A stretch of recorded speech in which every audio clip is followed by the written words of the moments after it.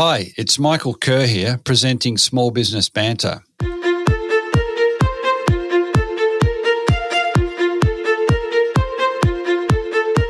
A healthy micro and small business sector means a successful economy and a more vibrant society. Small Business Banter is about helping regional business owners better prepare for current challenges, but also for the next stage of business success. I'm Michael Kerr, founder of Kerr Capital, advisors to business owners.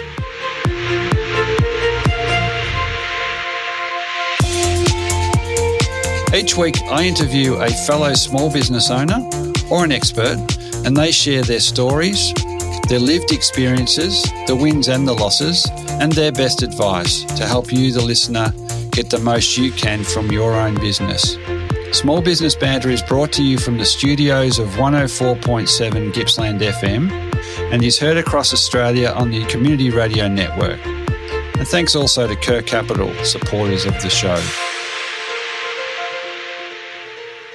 Welcome into another edition of Small Business Banter Community Radio and Podcast. Simone Douglas is joining me today. Simone is a multi-business owner. I'll tell you a little bit about her in a second. Welcome in, Simone, all the way from Adelaide. Thanks, Michael. It's great to have you here. Look, you've got. Why don't you give me and the audience a minute on the portfolio of businesses you have, and then we'll dive into some questions. Yeah, sure, absolutely. So I currently have 5 different businesses. The first one being Digital Marketing AOK, which is a specialist digital marketing agency based here in Adelaide, but servicing clients worldwide. Then I have a Business Network International franchise. So I have about 190 members in 8 different groups that meet every week. That we know commonly as BNI. Yeah, BNI, yeah, absolutely. Yeah, and then I have 2 pubs and a cafe. So keeps me out of mischief most of my days. It's an interesting spread of investments, and you know, we're going to drill into how and why you got into those. So, look, broadly in terms of those listening in, the themes for today. I think being human in a digital landscape, which is like pays homage to your digital marketing, but also your BNI, which is different ends of the spectrum in terms of, getting profile, and we're also, this interesting move into, the Duke of Brunswick Hotel and Port Admiral. Is that in Port Adelaide? Yeah. Port Adelaide, and building accessibility and inclusiveness around those pubs and also I do want to get your take on business networking. We were just chatting prior to this starting about how you're busy, and one of the reasons you want to jump on and do a bunch of podcasts this year is to kind of keep yourself networking effectively, keep yourself in front of others, because it is all too easy for all of us in business to just work in the business, and we need to get out, pop our head up every now and again. Well, I think so.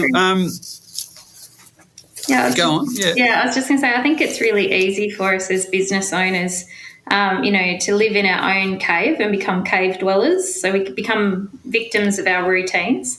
And so anything that you can do that breaks you out of your routine and takes you out to meet new people or meet new groups of people is really powerful, because it exponentially expands your opportunities every time you do it.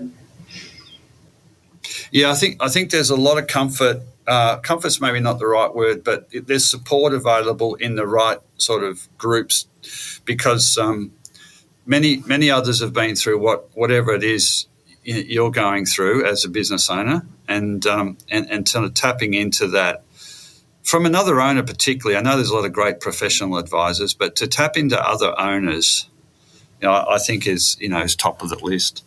Yes. So just briefly, your personal background, Simone, so we can. I don't think I have a short version of this, but I'll give you a Cliff Notes version.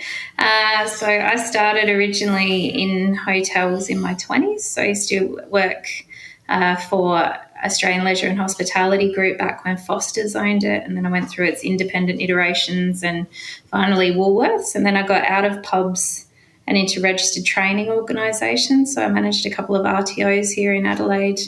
And in between all of that, I did a diploma in transpersonal counselling. I had a counselling practice for a couple of years, and then finally started Digital Marketing AOK. So I've been across a breadth of all sorts of different industries and working with all sorts of different people over the years.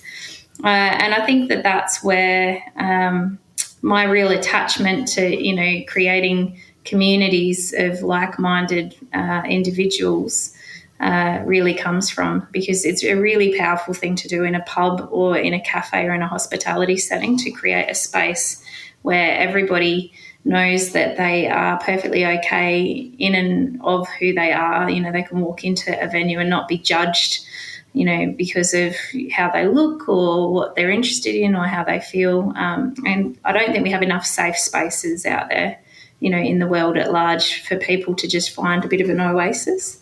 And I think in marketing, it's the same. You have to start telling the human story of your business, because we want to connect to the people. We don't want to connect to the product. Yeah. So that's the interesting thing in doing a little bit of research before you are able to. There's digital and there's real, and you're seeing that connection and in both is possible and indeed something to strive for. So not one or the other. All right. So it started in pubs. Yeah. Let's kick off with right now how you actually manage. What's the secrets behind managing five disparate businesses? Yeah. Look, good teams is really the secret. And I think when you have your first business and you're kind of in it all the time, it's very easy to stop there, because you kind of in boots and all managing the day-to-day activities, and it can be a little bit threatening for a business owner to kind of replace yourself, but it's the most powerful thing that you can do. So if you build up a team underneath you, or around you is a better turn of phrase, so a team around you that can run the business, can manage the business, and you're just bringing your 1% of genius to it, so the thing that makes you and the piece of amazing that you brought to make the business successful in the first place, then it's easy to go off and have another bright, shiny object. I'm a bit of a bright, shiny object girl, so all my businesses have found me. I haven't been shopping for them necessarily. They've just turned up. But it's and then you have to keep building that team and keep leveling up and get used to different stages of discomfort. And have a different appetite for risk, So at this point now, I have an internal accountant, which if someone had told me I'd have my own accountant that was on my payroll years ago, I would have laughed a lot. But, I have an accountant that manages all of the finance and just comes and talks to me about the red flags, and I'm not so interested in the wins. But very, very interested in, where are we dropping the ball? What are the red flags? What's the culture piece? What's happening? I have an executive assistant that runs my entire life, so I don't have to think too much. And I think that's really important. If you want to go off and do lots of exciting things and kind of live that bucket list life, you have to free yourself up to be creative. And you can't be creative if you're stuck managing the mundane. If you're busy cleaning your house, it's not going to work. Yeah. And when you say the freedom to think, it's freedom to think about the next number 6 in your case maybe, or number 6, or how to really transform a business, not so much the day to day, because you've got a team and a pub. I gather when you say the business has found you, was that you've got a profile as an active investor in businesses? Is that why opportunities are finding their way, or just know a lot of people? I'm interested as to... Well, Digital Marketing AOK I started mostly because the registered training organisation I was working for wanted me to manage it full-time and do sales in it full-time. My kids were really little, so I went, I'm not going to play. Went off and started something else. But then the first pub, when we found the Duke of Brunswick, I was looking for office space for the digital marketing agency, and I hired a broker that negotiates leases, because I'm really bad at negotiating when I want something. I get very excited. I'm like, can I have the keys? Let's go. So I don't ask all the right kinds of questions that should be asked. So I hired a broker. And you're not poker faced enough in that scenario because you're so excited. I want to get this done. Yeah, exactly. Yeah. So I hired a broker, and that taught me a lot too. But the first meeting, I said to him, in a perfect world, I need 100 square metres upstairs. It can be more. I'll just sublease it. I need a training room with good natural light because I run lots of training. And a little bar or a cafe would be fine, because I host all these networking events, because we do a lot of face-to-face networking for Digital Marketing AOK, because we have this mantra of being seriously social. So you have to do that in real life. His face is doing all this weird stuff. My general manager's like, it's okay. She knows he can't get exactly what she wants, just believes in asking for it. He's like, no, I've got what you want. It's not on the market. Can you come look at it at 11 o'clock? And I'm like, yeah, absolutely. He didn't tell me it was a pub, and I didn't tell him I had a background in pubs, and pulled up out the front, and the rest is kind of history. Then with BNI, same thing. The national director of Australia came to me and said, the current franchisee in South Australia wants to split the state in half. We think that you're the right fit. Would you like to buy it? And I actually said, not right now, because I'd only had the pub for about 6 months, and my team in the pub wasn't ready for me to, go running off to do something else. So I said no, and he said, how long do you need? We'll wait for you. And I'm like, that's not how business deals work. Generally someone goes, would you like to buy it? You say no. They go sell it to somebody else less capable, and you regret it for the rest of your life. That's kind of in my head what was going to happen. But he's like, no, we'll wait. I said, probably need another 8 months. And they're like, yep, that's fine. So that's BNI. Then the current landlord at the Duke of Brunswick owns another building that has a cafe in it, and he has been asking me for years to come and run that. I finally said yes. And the Port Admiral went into liquidation about, I'll lose track now, it was 6 months ago or something. I sent a screenshot of the article to my current landlord and said, I don't suppose you want to go buy me another pub, ha. And he said, yeah, onto it. So he went and had a meeting with the owners. The deal didn't stack up for him, but he goes, they're your kind of landlords, you should go talk to them, and the rest is history. Here we are. Yeah, I think what you say there is, underpinning what you're saying there is it can be a natural instinct to barter and negotiate everything, but it's got to be right in a sale of a business. It's got to be right for you, right timing, right kind of business. But it's a good example when you've got a landlord involved. They want a good operator, and I think they'd rather wait for a good operator than just flog it to the next. I think taking your time, assessing the opportunity, and having them come the way they do is really it's a nice way to be able to do business. I'll just come back to something in a minute, but on today's edition of Small Business Banter, we're chatting with Simone Douglas from Digital Marketing AOK and a couple other businesses in Adelaide.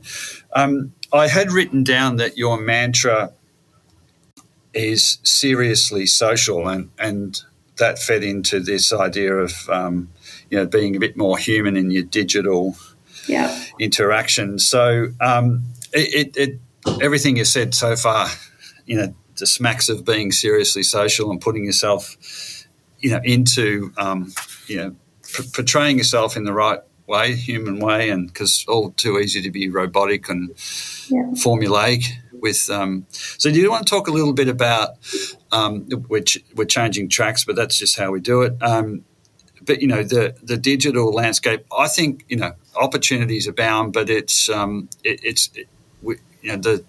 massive and tumultuous moves deriving from AI just over the last couple of months kind of make it feel like you could automate just about everything. Is it really a counter opportunity to say, no, this is me, this is how I write, this is what I do to approach Yeah. I think, look, AI is a massive opportunity to speed up your creative processes and your transactional processes, but it can't replace that human connection. And I think there's a huge opportunity in the next probably 3 years for businesses who know how to do human really well to really stand out and cement, positions in the marketplace, because a lot of people are going to they're going to look at AI as a way to save costs. They're going to, what you'll find then is the language that comes out of that in terms of their marketing is going to be very transactional based as opposed to emotion based. And we don't buy with our heads, like they've done all the research. All of our buying decisions are made, on instinct and basically on the reptilian brain. So at the end of the day, the people that can build real relationships and allow their customers to feel like they're connected to you, the business owner or the business manager or the people in the business, and connected from an emotional perspective, they're the businesses that are really going to thrive. And that's been my experience, certainly with the 5 that I've got, is it's the relationship piece that is really important. So, and is that, when you say relationship, is that putting, for example, people front and center? Like in a pub, the publican can be the maitre d', the front of house, the greeter, and but also the personality and culture driver of the place. Is that what you're partially talking about in your business to be? You have to do that, but you have to get the team on board, because I'm not in the business all the time. So, and particularly if you look at it, a large amount of our sales come from our Facebook content for all of the hospitality venues. A lot of other hospitality venues really big on Instagram. We've got Instagram, but we don't put a lot of focus on it. All of our, footfall is driven through Facebook, but it's driven by posting really cheesy photos of the staff having a good time, and hamming it up and creating online the same environment that our customers can expect when they walk through the door. So, we're very big on that connection. And I think in business to business, we often default to that transaction thing. So here are some stats. Here's our case study. Here's this, as opposed to, here's a great photo, of me catching up with, the local dentist that we work with. Did you know that they've just put on their 4th chair? It's the storytelling piece that we need to do more of, and the human piece, because that's what grows your business. But then, and when a new customer gets to the Port Admiral Hotel, for example, and the long as the real life experience is consistent with what they've kind of why they're there for. Look, it's I really do like that, and for all there's I have a lot of discussions with a lot of owners, and there's always this push to do a lot of things in a robotic way, but I think we can be drawn to businesses with culture, personality, or difference, or and using social media to kind of to flag and to promote. It's a great use of of digital media. And I just wanted on networking, BNI. I'd say quite a lot of listeners are familiar with BNI, and there's a lot of pressures day to day for an owner. What do you see as the upside for getting out of your day to day and mixing it up with some other business owners, which is primarily what it is? Yeah, look, what I would say is, for me and every business owner on the planet, and I often ask this question when I'm, doing keynotes, I'll go, you put your hand up if you're currently busy, and all the business owners in the room will put their hand up. And I said, well, busy is a really dangerous word in business. It's really dangerous because when you tell people you're busy, you're basically saying you don't need any more work. So no one has to think about you, your business, or anything else. So I always say my time's at a premium and I have to be very careful about how I spend it. So, spending 90 minutes in, any kind of structured networking environment, and a BNI, chapter meeting or networking event is a good example of that. It's 90 minutes of structured time getting to know, 30 other business owners, and also getting to share your business story. And the quality of the relationships are built on seeing those people over and over again, not so that you can go in there and sell to them. No one rolls into a BNI event wanting to be sold to, but so that you can build strong relationships where you have credibility in the room. They like, know and trust you enough to tie their reputation to yours, and they're prepared to then refer you onto their wider networks. And I suppose the other reason that it's really important, outside of just making more money, is it's that community of business owners that actually know you. Because, like you said, it's really lonely out there. If you are owning a business and your significant other, is a payee employee, so they draw a paycheck every week and their tax is automatically taken out for them and they don't have to think about, whether staff have called in sick or whatever else. They don't understand in the same way. They can't empathise in the same way, and they can't give you tangible solutions or support in the same way. But if you walk into a room full of business owners, at BAS time, where everyone's just emptied their bank accounts to pay their GST, for argument's sake, like every GST quarter, there goes $30,000 in super payments, there goes, another $80,000 in BAS payments. Every other business owner is feeling the same way. We know it's not our money, but it's still sad when it leaves the bank account. So, yeah, and as you say, it's nice to be able to share that